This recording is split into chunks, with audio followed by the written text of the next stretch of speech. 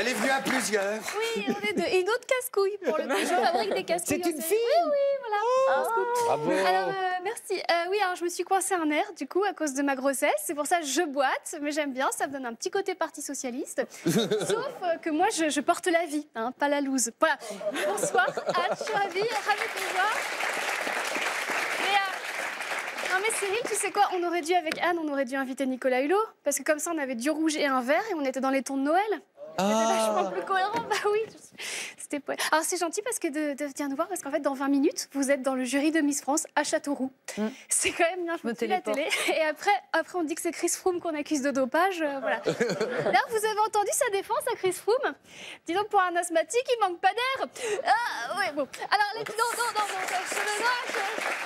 Non, on ne rit pas, on ne rit pas. Non. Alors, l'actualité cette semaine, c'est cette députée qui s'est plainte qu'avec son salaire de 5 000 € par mois, elle mangeait que des pâtes.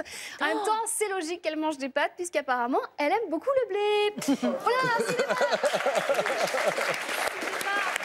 Cette semaine est sorti le nouveau Star Wars. Alors moi, mon personnage préféré, c'est Maître Yoda. Hein, ce petit bonhomme vert qui fait des phrases à l'envers. C'est un mélange entre un chou de Bruxelles et Jean-Claude Van Damme. L'épisode précédent, sorti en 2015, s'appelait Le Réveil de la Force. Alors bon, je vous le dis, pour ceux qui ne connaissent pas trop Star Wars, la Force, c'est un champ d'énergie qui relie tous les êtres vivants. Ça existe chez nous aussi, sauf que ça s'appelle le Wi-Fi. Par mesure de sécurité, on préfère prévenir les personnes âgées. Écoute bien, Christophe. On va vous dire que Star Wars est un film avec des explosions de vaisseaux, mais ce n'est pas un documentaire sur les varices. Ça va. Et société à présent, dans le cadre d'une campagne de lutte contre la pédophilie, YouTube a supprimé 150 000 vidéos d'enfants. Malheureusement, ils ont oublié de supprimer les clips des Kids United.